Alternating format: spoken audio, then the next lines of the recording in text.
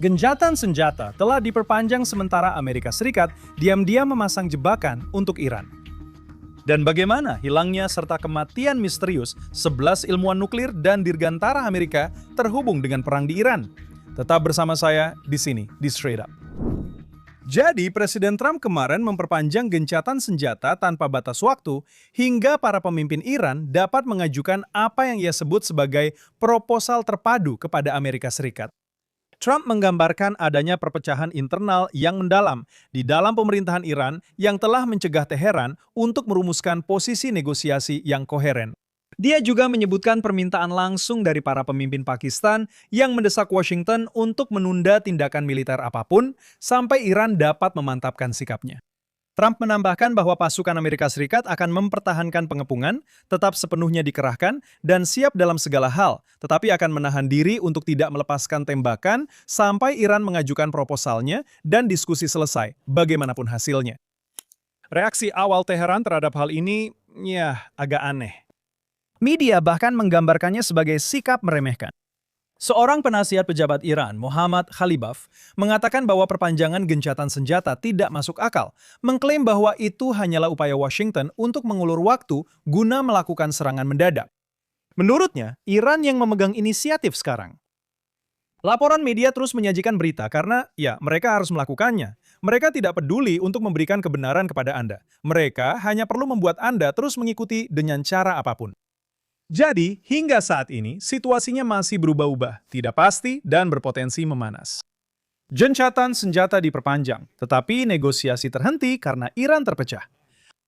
Dan Amerika Serikat tetap pada posisinya, menunggu Teheran untuk menyatukan pesannya. Ini adalah isu yang kini mendominasi agenda global, dan ini akan membentuk segala hal yang akan kita bahas di sini.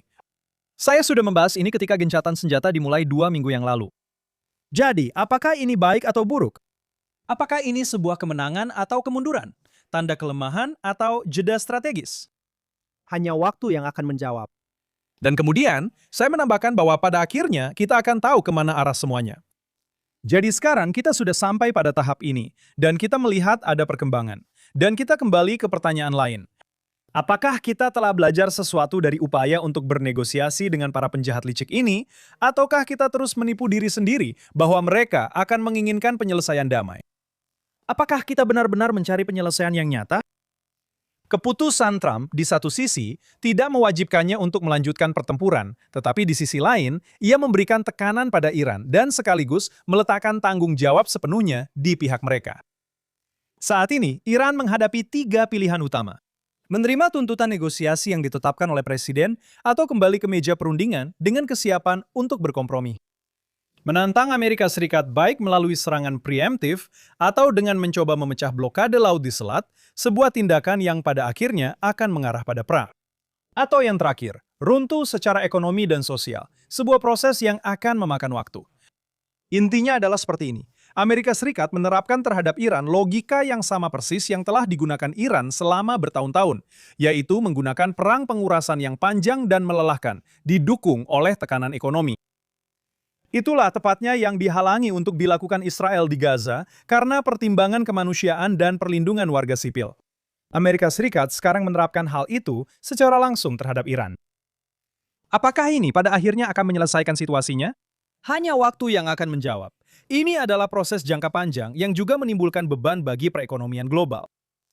Tapi untuk saat ini, inilah strategi Amerika, sebuah upaya untuk membalikan doktrin Iran sendiri dan menggunakannya kembali terhadap mereka. Langkah ini bukan sekedar perpanjangan gencatan senjata. Ini adalah pembingkaian ulang strategis dari seluruh konfrontasi. Dengan memperpanjang gencatan senjata tanpa batas waktu, Donald Trump menghindari terseret ke dalam perang dalam waktu dekat yang secara politik maupun diplomatik tidak bisa ia kendalikan. Pengepungan, sanksi, dan postur militer tetap diberlakukan. Iran merasakan tekanan tanpa Amerika Serikat melepaskan satu tembakan pun. Washington sekarang bisa berkata, kami menunggu. Kalianlah Iran, kalianlah yang tidak bisa membereskan urusan kalian sendiri. Jadi, bola sekarang ada di tangan Iran. Intinya berkata, kalian yang menciptakan permainan ini, sekarang mainkan dari sisi yang lain. Ini adalah langkah judo strategis klasik, menggunakan kelemahan internal lawan sebagai tuas utama. Namun, langkah Amerika ini tidak berdiri sendiri. Begitu kita beralih dari konfrontasi langsung ke perang panjang dengan pengurusan ekonomi, setiap pemain regional dan global lainnya langsung melakukan penyesuaian, terutama mereka yang selama ini bermanuver diam-diam di belakang layar. Minggu lalu, saya membahas keterlibatan mendadak Pakistan dalam negosiasi, dan saya katakan bahwa itu bukanlah sesuatu yang terjadi secara acak. Pakistan adalah salah satu sekutu terdekat Tiongkok. Negara ini menjadi saluran yang sempurna bagi Beijing untuk bergerak diam-diam tanpa menarik perhatian. Selama 1 dekade terakhir, Tiongkok telah menggelontorkan ratusan miliar dolar ke Timur Tengah dalam bentuk beton, baja, kabel serat optik, dan teknologi canggih. Arab Saudi, Uni Emirat Arab, Irak, Iran, semuanya telah menjadi bagian dari arsitektur ekonomi Tiongkok. Arab Saudi saja memasok sekitar 20% minyak dan gas Tiongkok. Iran, Irak, dan Qatar mengisi sisanya. Dan itu tidak terbatas pada energi. Seperti yang ditulis oleh seorang pakar Timur Tengah Israel, Edith Barat, minggu ini, Tiongkok berinvestasi besar-besaran dalam infrastruktur digital, kota pintar, kecerdasan buatan, dan sistem cloud. Bukan hanya untuk mencari keuntungan, tetapi juga untuk membangun pijakan teknologi jangka panjang dan menjadi model yang dijadikan panutan oleh negara-negara di kawasan tersebut. Dan menurutnya, strategi Beijing sangat brilian dalam kesederhanaannya. Mereka menjaga hubungan baik dengan semua pihak, Arab Saudi, Iran, Uni Emirat Arab, bahkan Israel. Mereka menampilkan diri sebagai mediator yang netral. Mereka menghindari konfrontasi langsung.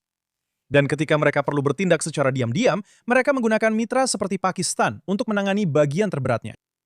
Pada saat yang sama, Tiongkok memanfaatkan berkurangnya kehadiran Amerika di kawasan tersebut untuk memperdalam pengaruhnya, tetapi tanpa mencoba menggantikan Amerika Serikat secara militer.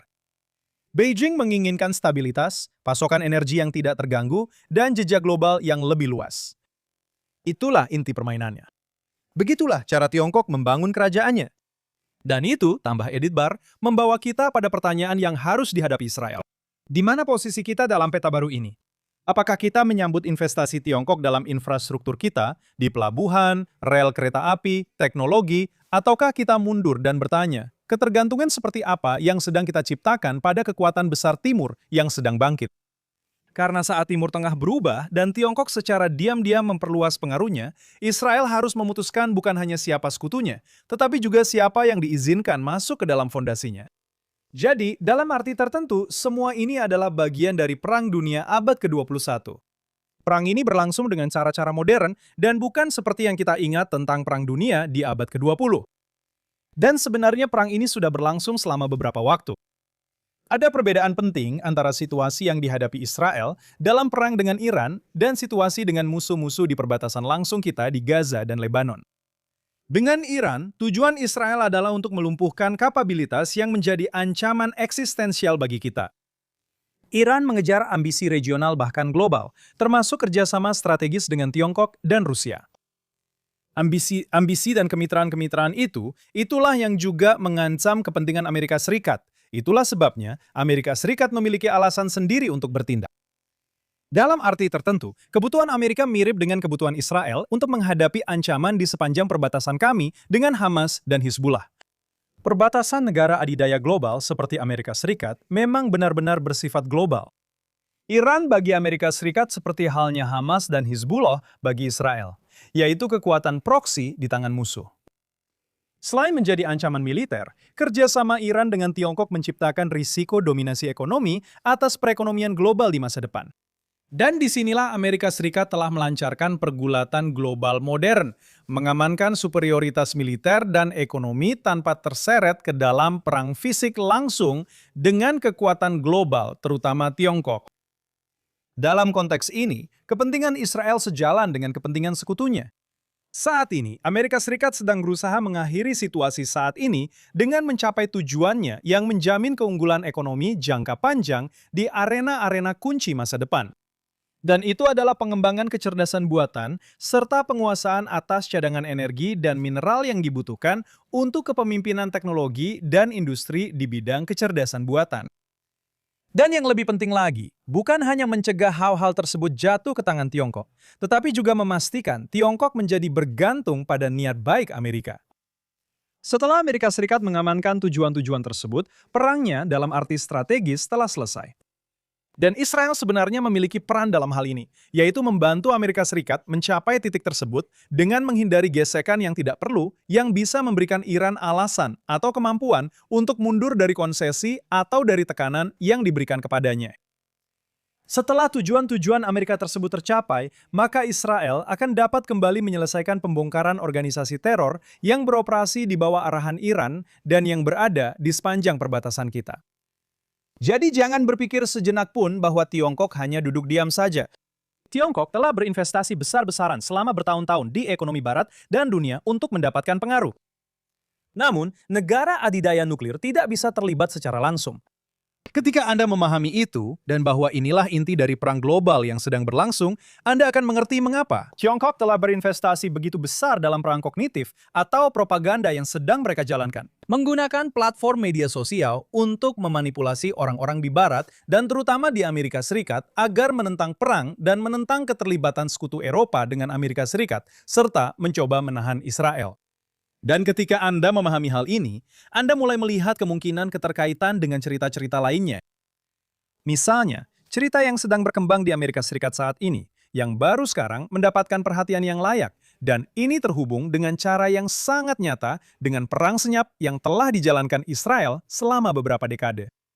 Di Washington, FBI, Departemen Energi, dan Gedung Putih sedang melakukan apa yang mereka sebut sebagai tinjauan menyeluruh terhadap serangkaian kematian misterius dan satu kasus hilang yang melibatkan setidaknya 11 ilmuwan Amerika. Ini bukan kasus acak. Mereka adalah peneliti dengan izin keamanan tingkat tinggi, orang-orang yang bekerja di bidang energi nuklir, dirgantara, teknologi rudal, dan sistem pertahanan canggih. Beberapa terhubung dengan laboratorium propulsi jet NASA, yang lain dengan Los Alamos, tempat kelahiran bom atom. Ini adalah pola yang mengkhawatirkan. Para pembuat undang-undang di Amerika Serikat telah menyuarakan kekhawatiran bahwa insiden-insiden ini mungkin terkait dengan musuh asing. Penyelidik federal telah menunjuk Tiongkok, Rusia, Iran, dan Korea Utara sebagai negara yang berpotensi terlibat, dengan sejarah panjang menargetkan keahlian ilmiah Amerika. Mantan pejabat FBI telah secara terbuka mengatakan bahwa dinas intelijen asing di masa lalu pernah menculik, memeras, menyiksa, bahkan membunuh ilmuwan untuk mendapatkan rahasia. Dan rincian dalam kasus-kasus ini, para ilmuwan yang menghilang tanpa ponsel, kacamata, atau barang pribadi mereka sesuai dengan metode operasi intelijen yang sudah dikenal. Sekarang, mengapa hal ini penting bagi kita? Di Israel, Dinas Keamanan baru-baru ini berhasil menggagalkan beberapa rencana pembunuhan terhadap tokoh-tokoh penting yang menargetkan ilmuwan nuklir, politisi senior, dan diplomat Israel. Menurut Shin Bet, Badan Keamanan Israel, terjadi lonjakan 400% dalam upaya spionase dan perekrutan teroris yang diarahkan oleh Iran di Israel. Israel telah berperang dalam versi perang ini selama lebih dari 20 tahun sekarang, jauh di dalam wilayah Iran. Sementara dunia fokus pada negosiasi dan berita utama, Israel melancarkan kampanye diam-diam dan tanpa henti untuk memperlambat, mengganggu, dan mengungkap ambisi nuklir Iran. Sebuah kampanye yang mencakup operasi siber, sabotase, hingga eliminasi tokoh-tokoh kunci dalam program nuklir Iran, individu-individu yang digambarkan oleh intelijen barat sebagai sosok yang tak tergantikan. Dan kemudian terjadilah salah satu operasi paling berani dalam sejarah intelijen modern. Pada Januari 2018, agen-agen Mossad menyusup ke sebuah gudang rahasia di Teheran. 20 agen 7 jam di dalam gedung, memeriksa setengah ton dokumen nuklir rahasia yang mereka keluarkan dari jantung ibu kota Iran. 50.000 halaman, 163 CD. Seluruh arsip proyek Ahmad yang merupakan program senjata nuklir rahasia Iran. Dokumen-dokumen itu membuktikan bahwa Iran telah mengembangkan miniaturisasi hulu ledak serta melakukan pengujian nuklir. Dan ketika Israel mengungkapkan arsip tersebut, hal itu membantu meyakinkan Amerika Serikat bahwa Iran telah menipu dunia. Jadi ketika kita melihat apa yang terjadi di Amerika Serikat hari ini, kita melihat versi dari perang bayangan yang sama yang telah dilancarkan Israel selama beberapa dekade. Israel sudah lama belajar bahwa ambisi nuklir Iran tidak akan bisa dihentikan hanya dengan pidato dan resolusi. Ambisi itu harus dihentikan secara diam-diam. Dan sekarang Amerika Serikat menyadari bahwa musuh-musuh yang selama ini dihadapi Israel juga bersedia beroperasi jauh di luar Timur Tengah demi mendapatkan apa yang mereka inginkan. Ini bukan konflik regional. Sejak awal memang tidak pernah begitu. Ini adalah perjuangan global mengenai teknologi, intelijen, dan keseimbangan kekuatan di abad ke-21. Dan Israel telah berada di garis depan perjuangan itu selama waktu yang sangat lama. Jadi sekarang, apakah perang akan berlanjut atau tidak? Perang itu sudah berlangsung selama beberapa waktu, dengan musuh-musuh Amerika bergerak diam-diam di balik layar. Mereka telah membangun aliansi, menciptakan kenyataan baru di tingkat global, dan diam-diam melemahkan kemampuan Amerika Serikat yang sampai baru-baru ini dianggap sebagai kebetulan atau teori konspirasi. Dan negara adidaya terbesar di dunia, Amerika Serikat, mereka tidak lagi hanya berdiam diri. Peta baru Timur Tengah sedang diam-diam digambar ulang. Menurut media Arab minggu ini, Raja Yordania telah menandatangani perjanjian bersejarah untuk menyewakan pelabuhan Aqaba kepada Uni Emirat Arab selama 30 tahun. Ini adalah langkah pertama dalam proyek regional besar, sebuah jalur kereta strategis yang menghubungkan Uni Emirat Arab, Yordania, dan Israel hingga ke pelabuhan laut dalam yang direncanakan di Gaza. Di balik layar, inilah momen ketika visi jangka panjang yang telah dibicarakan para pemimpin Israel selama bertahun-tahun mulai mewujud secara nyata. Sebuah koridor baja, energi, dan perdagangan yang membentang dari India melalui Aqaba yang dikuasai Emirat dan masuk ke Gaza yang baru dikelola di bawah pengawasan Amerika. Dan inilah kuncinya. Semua ini tidak bisa terjadi selama Hamas masih menguasai Gaza. Ketika Presiden Trump mengatakan Hamas akan dibubarkan, dia benar-benar serius, secara harfiah. Karena tanpa itu, seluruh rencana regional ini akan runtuh. Garis besar yang sedang dibahas ini sangat berani. Pembongkaran total infrastruktur teror, kedaulatan dialihkan ke tangan Amerika, dan cakrawala baru bagi warga Gaza, termasuk dukungan keuangan dan opsi kewarganegaraan di negara ketiga. Dalam visi ini, Gaza berhenti menjadi beban keamanan dan berubah menjadi aset ekonomi paling berharga di kawasan, titik akhir sebuah koridor perdagangan dan gerbang laut dalam terbaru di dunia. Dan ini bukan satu-satunya perubahan yang terjadi. Minggu ini saja, Amerika Serikat dan Maroko menandatangani perjanjian untuk mengamankan Selat Gibraltar selama 10 tahun ke depan, bagian lain dari arsitektur perdagangan global yang sama. Dari sejarah, kita belajar bahwa kekuatan besar bangkit berkat jalur perdagangan. Dan apa yang kita lihat sekarang adalah pembangunan diam-diam dari jalur baru, yang bisa menjadikan Israel sebagai pusat utama di belahan timur. Ketika modal Emirat bertemu dengan kekuatan strategis Amerika dan inovasi Israel, peta Timur Tengah berubah total. Dan berbicara tentang Gaza, para perempuan Gaza minggu ini angkat suara tentang pelecehan seksual dan pemerasan seksual yang mereka alami oleh tidak lain dari Hamas. Dan ini dilaporkan di Daily Mail. Mereka menggambarkan para janda dan perempuan yang mengungsi, dieksploitasi secara seksual, diperas untuk mendapatkan bantuan, dan dibungkam oleh Hamas. Sementara kelompok-kelompok hak asasi memperingatkan puluhan ribu orang mungkin berada dalam bahaya. Kesaksian yang muncul dari Gaza mengungkapkan bahwa teroris Hamas secara sistematis mengeksploitasi secara seksual perempuan Palestina yang rentan dengan menuntut hubungan seks sebagai imbalan atas bantuan dasar, makanan, bahkan tempat tinggal. Kesaksian tersebut menggambarkan adanya sistem pemangsa yang menargetkan para janda, ibu-ibu yang mengungsi, dan perempuan tanpa penanggung jawab laki-laki, dengan para korban diancam untuk tetap diam oleh para anggota Hamas yang menyatakan bahwa merekalah pemerintah di sini, dan karena itu, para perempuan harus patuh. Dan ini bukan fenomena baru. Aktivis politik perempuan dari negara-negara barat yang datang ke sini untuk berpartisipasi dalam acara pro-Palestina di Gaza serta Yudea dan Samaria telah berulang kali melaporkan di masa lalu bahwa mereka mengalami pelecehan dan penyerangan seksual oleh pria Arab di wilayah yang dikuasai otoritas Palestina. Beberapa kasus tersebut melibatkan anggota media asing yang menjadi perhatian saya ketika saya menjabat sebagai Direktur Kantor Pers Pemerintah Israel. Dalam setiap kasus, para perempuan menolak untuk mengajukan pengaduan resmi atau bahkan menyebutkan nama secara terbuka. Kami diminta untuk tidak lagi mengeluarkan kartu pers kepada orang-orang yang, menurut pengakuan mereka, bekerja untuk organisasi media asing.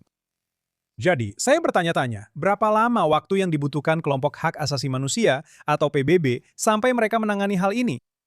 Dan apakah armada kapal yang akan datang akan menangani hal ini?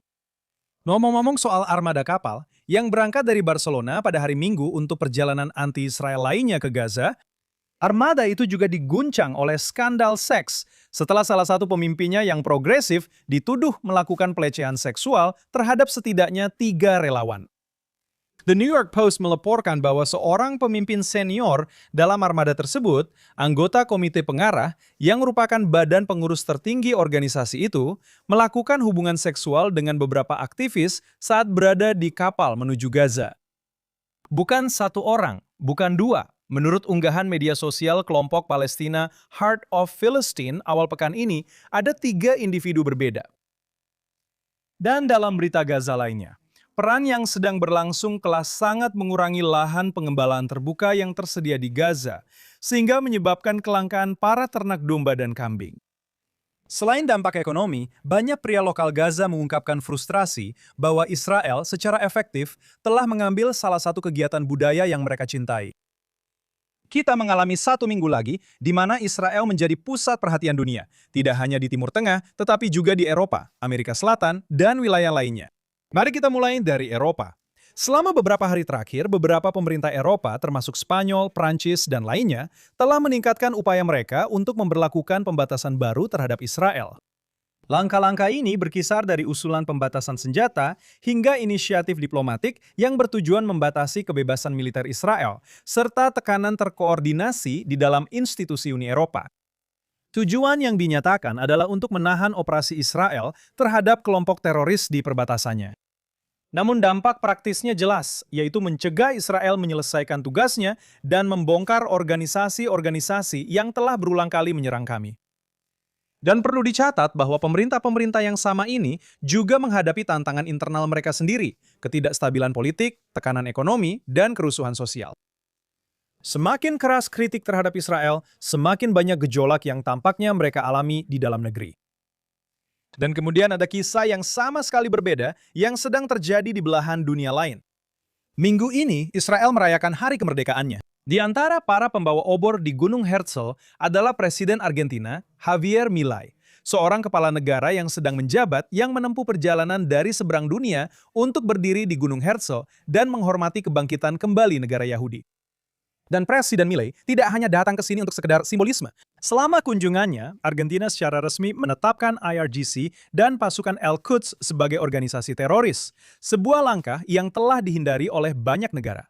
Dia mengatakan bahwa dengan melakukan hal tersebut, Argentina menambahkan dimensi moral yang berbeda pada kebijakan luar negeri global. Dan selain itu, dia menandatangani 2 nota kesepahaman bersejarah minggu ini di Israel. Salah satunya menetapkan kerangka kerja komprehensif penanggulangan terorisme antara Israel dan Argentina. Dan satu lagi meluncurkan kerjasama dalam penelitian kecerdasan buatan dan infrastruktur superkomputer, teknologi-teknologi yang akan menentukan ekonomi global di masa depan. Jadi di satu sisi, kita melihat negara-negara berusaha menahan Israel dan kesulitan. Dan di sisi lain, kita melihat sebuah negara memilih untuk berdiri bersama Israel dan bangkit. Ini secara kebetulan sejalan dengan sesuatu yang ditulis sejak lama, jauh sebelum Uni Eropa ada, jauh sebelum diplomasi modern, jauh sebelum pemerintahan-pemerintahan ini bahkan dibayangkan. Janji yang diberikan kepada Ibrahim, aku akan memberkati mereka yang memberkatimu. Kamu tidak perlu memaksakan keterkaitan itu, kamu hanya perlu melihat dunia apa adanya. Jadi beberapa bangsa memilih untuk menekan Israel dan mereka menghadapi kekacauan. Dan bangsa lain memilih untuk memberkati Israel dan mereka mengalami pembaruan dan kejelasan. Dan kemakmuran. Sejarah telah menyaksikan pola ini sebelumnya. Dengan perayaan Hari Kemerdekaan minggu ini, kita menyelesaikan rangkaian 3 minggu yang dimulai dengan Paskah dan berakhir dengan Yom HaEshmot, Hari Kemerdekaan kita. Sepanjang waktu itu, kita berada di tengah-tengah perang kelahiran kembali kita, Milhemet Kuma, sebuah perang yang mengingatkan kita hari demi hari bahwa di setiap generasi, bukan hanya frasa sejarah dalam Haggadah, tetapi realitas yang kita alami. Sama seperti saat kita keluar dari Mesir, hari ini kita dipanggil untuk bergerak dari perbudakan menuju kebebasan, dari kehancuran menuju pembaruan. Periode ini mengajarkan kita pelajaran penting. Tidak ada yang boleh dianggap sudah pasti. Sejak 7 Oktober, kita telah menyaksikan keajaiban-keajaiban yang muncul dari api. Kita telah memahami sepenuhnya arti kemerdekaan kita, sebuah anugerah yang dibeli dengan darah dan keberanian generasi luar biasa kita, generasi anak-anak Yoshua bin Nun dan Kaleb ben Yefune, yang telah kita besarkan di sini di Israel. Kesamaan dengan kisah Alkitab sangatlah menakjubkan. Sama seperti 10 mata-mata mencoba melemahkan rakyat dan menakut-nakuti mereka dengan apa yang mereka katakan akan terjadi di depan. Demikian juga di zaman kita. Kita telah mendengar ramalan-ramalan buruk tentang apa yang akan terjadi jika kita berani pergi berperang. Namun, kami memilih semangat Yosua dan Kaleb. Sungguh, kita sedang hidup di zaman Alkitab. Hari ini, ketika kita melihat mereka yang bangkit untuk menghancurkan kita melihat kekuatan generasi kemenangan. Mereka yang berusaha menghapus kita dan merongrong hak kita untuk hidup di tanah ini, mendapati diri mereka berhadapan dengan tembok besi, tembok iman, dan keberanian. Mesin teror yang percaya bisa mematahkan kita hancur berkeping-keping di hadapan semangat rakyat Israel. Dan apa yang tersisa dari mereka? Hanya puing-puing ideologi pembunuh yang kini runtuh dengan sendirinya. Sementara kita terus membangun, menanam, dan memperdalam hubungan serta akar kita dengan negeri ini. Kekalahan musuh-musuh kita bukan hanya secara militer. Yang terpenting adalah secara moral dan spiritual. Sama seperti Yosua dan Kaleb yang tidak takut pada raksasa-raksasa di tanah Israel, begitu juga para prajurit dan komandan kita, pewaris sejati Yosua dan Kaleb, telah menunjukkan bahwa tidak ada kekuatan di bumi yang dapat mengalahkan suatu bangsa yang kembali ke tanah airnya. Sama seperti prajurit di foto yang Anda lihat ini, yang menggendong seorang gadis kecil di pundaknya, itu terjadi pada malam setelah pembantaian pagi 7 Oktober. Dia mengangkatnya keluar dari neraka Kibbutz Faraza dan berjalan bersamanya menuju tempat aman di stasiun Al-Onit. Prajurit itu adalah Yonatan Itzhak Samu dari Karnatzul. Dia adalah putra Moshe Enailet, saudara dari Beri, Lavi, Tamar, dan Ahinoam. Dan 1 bulan setelah dia difoto di sini, Yonatan yang bertempur bersama Batalion 202 dari Brigade Penerjun Payung, dia terluka parah di Gaza. Para dokter di rumah sakit Bellinson berjuang untuk menyelamatkan nyawanya, tetapi mereka tidak bisa menyelamatkannya. Yonatan sebelumnya telah menandatangani kartu donor organ, dan organ-organnya ditransplantasikan ke 6 pasien di rumah sakit yang berbeda. Dalam kematiannya, dia memberikan kehidupan kepada 6 orang. Seorang pria berusia 50-an menerima jantungnya. Seorang pria berusia 30-an menerima paru-parunya. 1 lobus hatinya didonorkan kepada seorang bayi perempuan yang usianya kurang dari 1 tahun. 1 ginjal diberikan kepada seorang anak laki-laki berusia 10 tahun dan yang lainnya kepada seorang pria berusia 50-an. Dan inilah momen mengharukan ketika ibunya mendengarkan detak jantung putranya yang telah ditransplantasikan. Yonatan gugur dalam pertempuran di jalur Gaza Utara. Dia berusia 21 tahun. Negara Israel adalah tempat perlindungan dan rumah bagi orang Yahudi yang dianiaya di seluruh dunia. Selama beberapa generasi, kita semua berdoa, Leshana Babirushalayim, tahun depan di Yerusalem, seperti halnya orang Yahudi Ethiopia. Orang tua Yonatan melakukan aliyah. Yonatan lahir di sini, tumbuh besar di sini, dan bertugas di Brigade Pasukan Terjun Payung. Pada hari yang mengerikan itu, dia dan rekan-rekannya menyelamatkan anak-anak Yahudi dari Nazi di zaman kita. Dia terus bertempur, dan dia gugur dalam membela bangsa Yahudi. Dan bahkan saat itu, dia tetap memberikan kehidupan kepada orang lain. Kita menutup hari-hari kemerdekaan ini dengan berdiri tegak, mengetahui bahwa mereka yang ingin menghancurkan kita telah menemui ajalnya, sementara kita, melalui rasa sakit dan kehilangan, bangkit, tumbuh, dan menang. Bangsa abadi tidak takut dengan perjalanan yang panjang. Dan jalan ini membawa kita menuju kemenangan yang sempurna, kemenangan cahaya atas kegelapan, kelahiran kembali atas kehancuran. Memang, seperti yang saya katakan, kita sedang hidup di zaman seperti zaman Alkitab, dan akhirnya adalah kemenangan abadi bagi bangsa Israel. Operasi perang dengan Iran dinamai Roar of the Lion dan Rising Lion yang terjadi tahun lalu. Dan di sini, di Israel, kami membawa kata-kata dari lagu Al-Tira Israel. Al-Tira, Kiguri Halawata, Veri Mishag, Milowira. Jangan takut, hai Israel, karena engkau adalah anak singa. Dan ketika singa telah mengaum, siapa yang tidak akan takut? Saya Daniel Simon. Bergabunglah lagi bersama saya minggu depan di Straight Up dari JNS TV Studios di Yerusalem, Israel.